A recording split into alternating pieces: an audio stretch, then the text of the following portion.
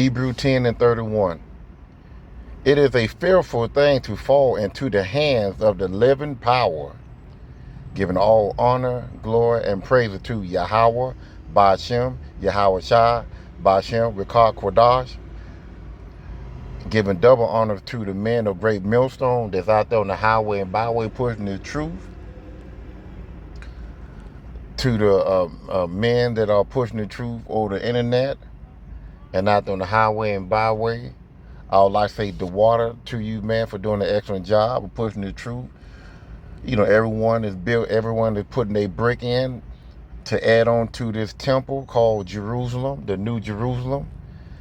And Yahweh Ratazah, we are his hopeful elect that will be beamed up on those chairs of salvation to live in the kingdom with King David and King Yahushua, which he is the commander and authority and ruler of the planet. And it was given to him by his father, Yahushua, Yahweh, Shalakia. To the Akim and Aqua that are listening and learning, continue to faith for Yahweh Bashim Yahushua. Keep praying and repenting. And also, may I add that I'm not a member of GMS, but I believe GMS has 1% truth for the Bible. Keep the laws and commandments to the best of your ability, as it states in John 14:15. If ye love me, keep my commandment. As well as Ecclesiastes 12 and 13. Let us hear the conclusion of the whole matter. Fear Yahweh and keep his commandments, for this is the whole duty of man. The topic is going to be, again, Hebrew 31. It is a fearful thing to fall into the hands of the living power. And you have had men and women, but we talking about the man because the good Lord ordained the man to preach to the congregation, to carry out the word, you know, to push this truth around the world. The true teachers of the world, the Israelite man that is ordained by the Heavenly Father to do this work. And you have men throughout the Bible have dropped the ball.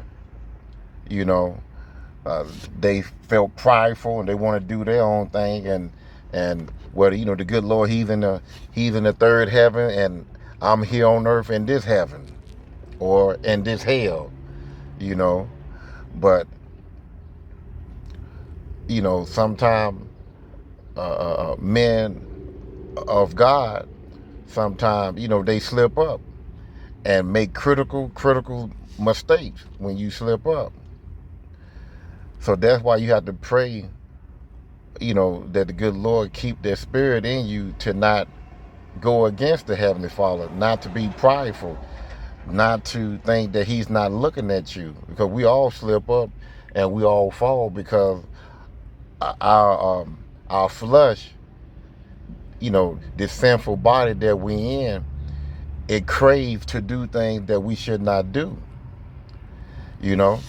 So I'm gonna go ahead and go to 1 Samuel 28 and 3, and I'm gonna talk about Saul, because Saul was a king. He was anointed, you know, he was anointed by the Heavenly Father. And Salakia, and Samuel picked Saul to be king of Israel because the Heavenly Father was connecting or conversating with Samuel. Samuel was a prophet.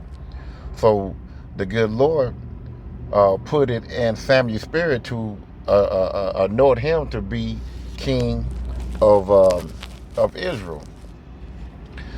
But Samuel, just like a lot of men in the truth, fall, and they made a terrible, critical mistake by ignoring what the Heavenly Father put in your spirit to do. So let's go to 1 Samuel, and we're going to start at 3.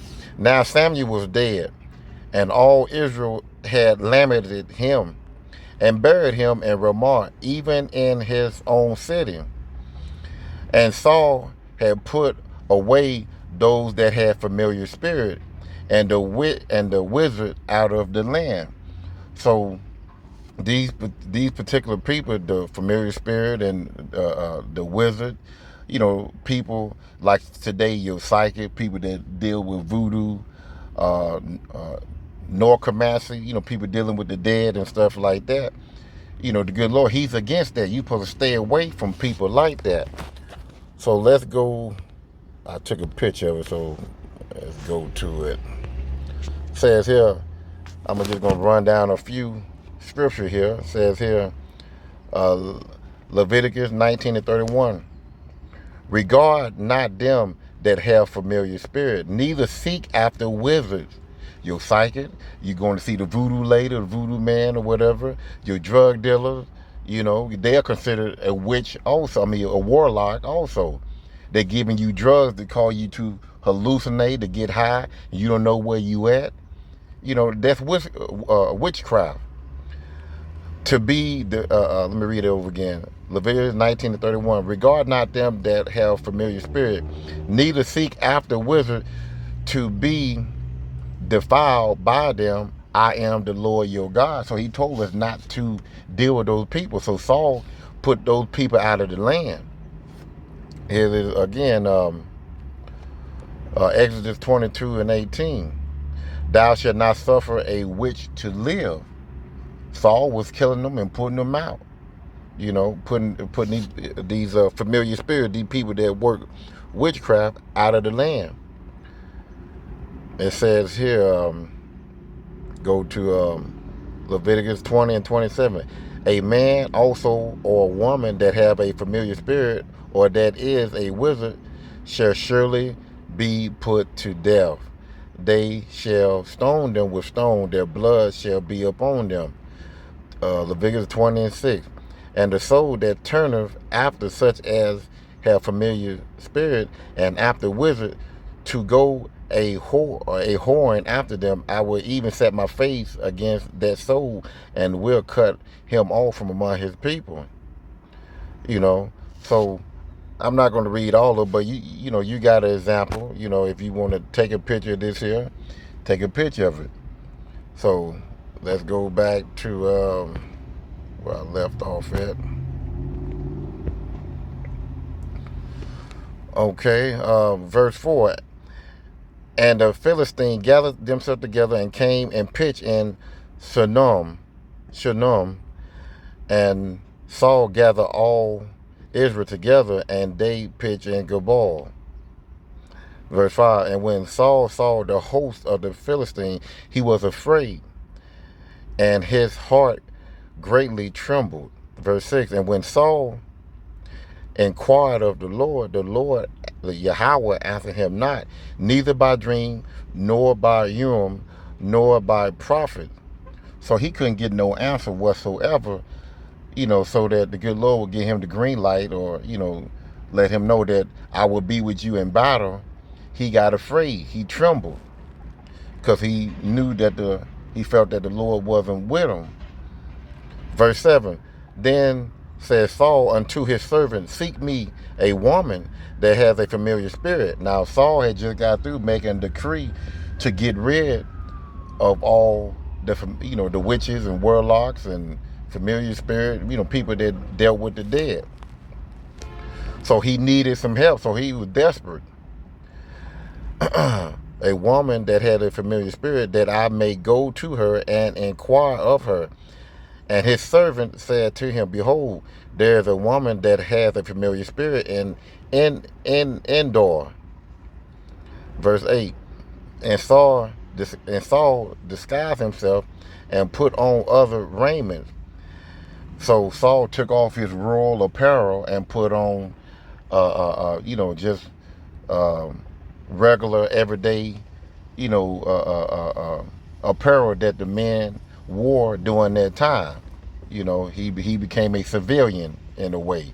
He was dressed just like everybody else, so he was in disguise. And he went, and two men with him, and they came to the woman by night. And he said, I pray thee, divine unto me by familiar spirit, and bring him up, whom I shall name unto thee. Verse 9. And the woman said unto him, Behold, thou knowest that Saul had done how he had cut off those that had familiar spirit, and that's that decree that Saul put in the land. He cut them off, or he slayed some of them, killed them, or whatever. And the wizard out of the land, wherefore thou layest thou a snare for my life to cause me to die. So the lady, she was saying, that decree that Saul put out there, I can't do that because, I'll be put out the land. So she was saying, what are y'all guys doing? Y'all trying to set me up so that, I can get put out or get killed, you know? So, she was questioning them, that she couldn't do that. So let's go to verse 10. And Saul sware to her by Yahweh, saying, As the Lord live, there shall no punishment happen to thee from this thing. Verse 11. Then said the woman, Whom shall I bring up thee? And he said, Bring me up Samuel. And when the woman saw Samuel, she cried with a loud voice. And the woman spake to Saul, saying, Why hast thou deceived me? For thou art Saul. And the reason why she knew that it was Saul, because when Samuel was living, the prophet and the king, they were pretty much like,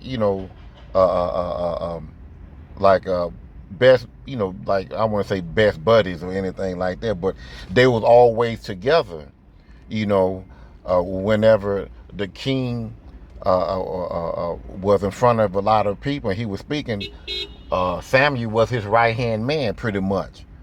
And people saw Samuel and Saul always together. So when she saw Samuel, she automatically knew, okay, well, it got to be King Saul that's inquiring for him. Couldn't have been nobody else but him. So let's go back to 13. And the king said unto her, Be not afraid, for what saidst thou, what sawest thou? And the woman said unto Saul, I'm going to read it back over again, verse 13. And the king said unto her, Be not afraid, for what sawest thou? And the woman said unto Saul, I saw gods ascending out of the earth. So the Israelite men, as it says in, let's go to, we are gods. So let's go to Psalms 82. So what this lady saw, she saw gods ascending out of the earth. So it says here, Psalms 82 and 6. I have said, ye are gods, and all of you are children of the Most High. So the Israelite man and woman, we are gods, pertaining to the man, because the Israelite people, we are a special people, but the God is more preferred to the man, because we was given the laws and commandments. So we are a special people above all people on the face of the earth. So we are a God, and we would die like Prince, we would die like Prince, like a regular man. We would die like a regular man, but we are gods in the earth. So there was, she saw men of God that was ascending from the earth, going into the spiritual world.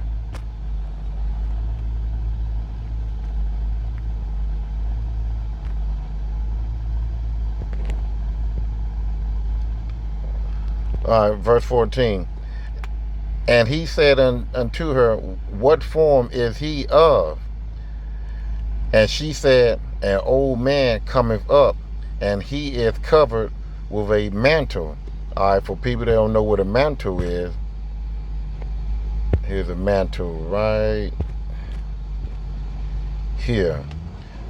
See, this is what you see here.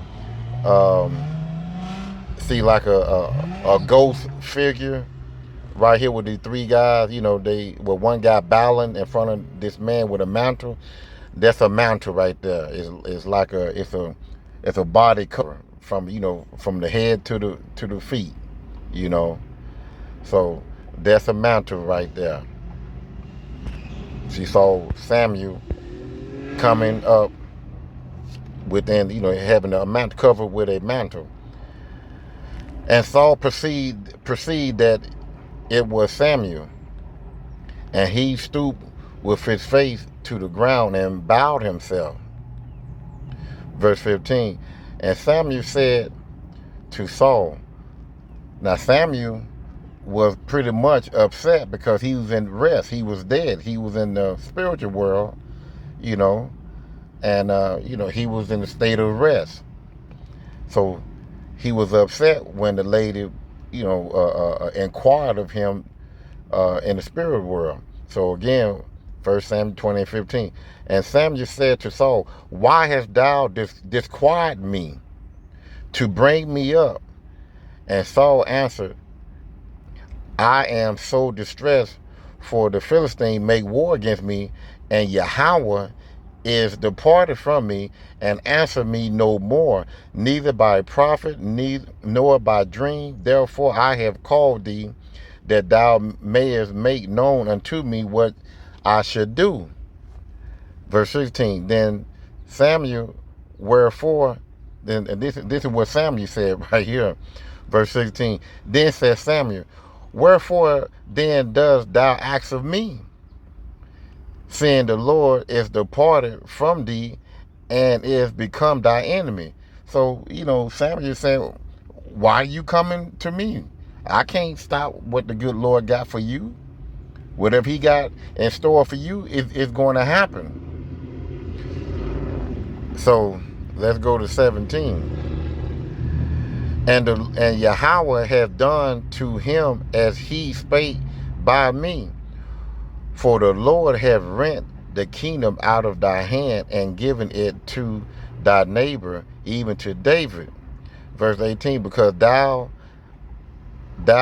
obeyest not the voice of the Lord Yahweh, nor executed his fierce wrath upon the Amalek.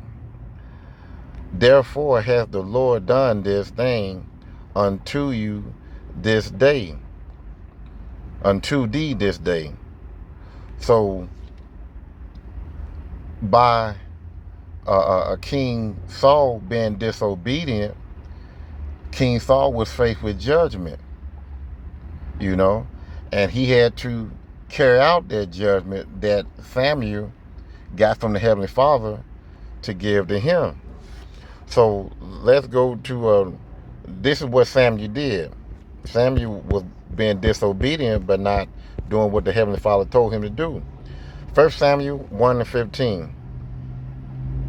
1 Samuel 15:1. Samuel also said unto Saul, the Lord sent me to anoint thee to be king over his people, over Israel. Now, therefore, hearken thou unto the voice of the word of Yahweh.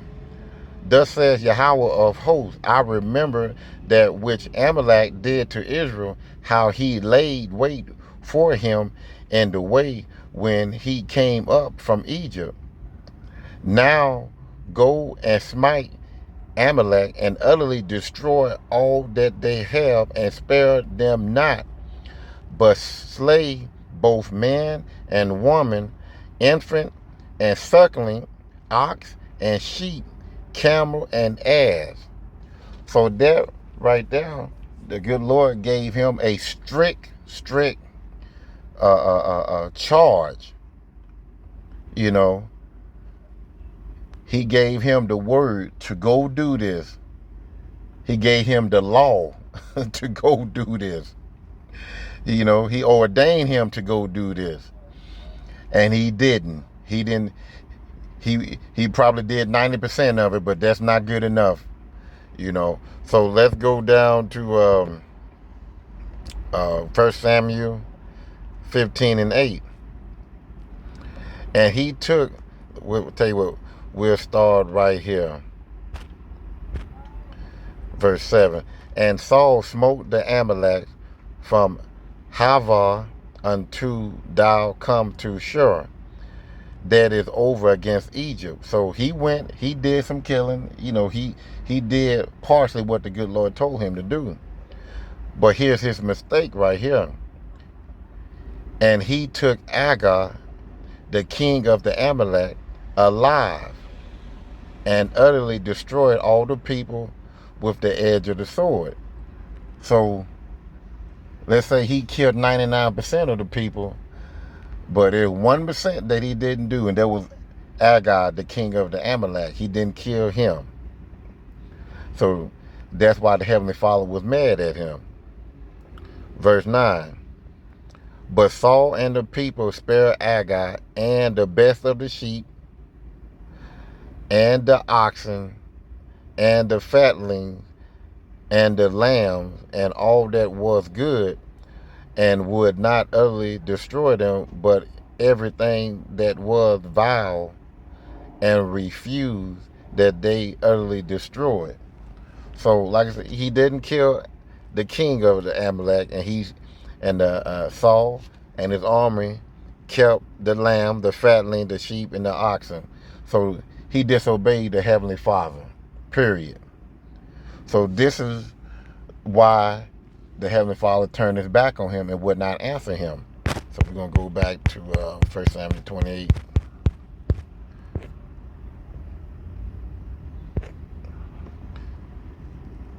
Okay. Verse 19. 1 Samuel 28:19. And moreover, the Lord will also deliver Israel with thee into the hands of the Philistines. And tomorrow shall thou and thy son be with me.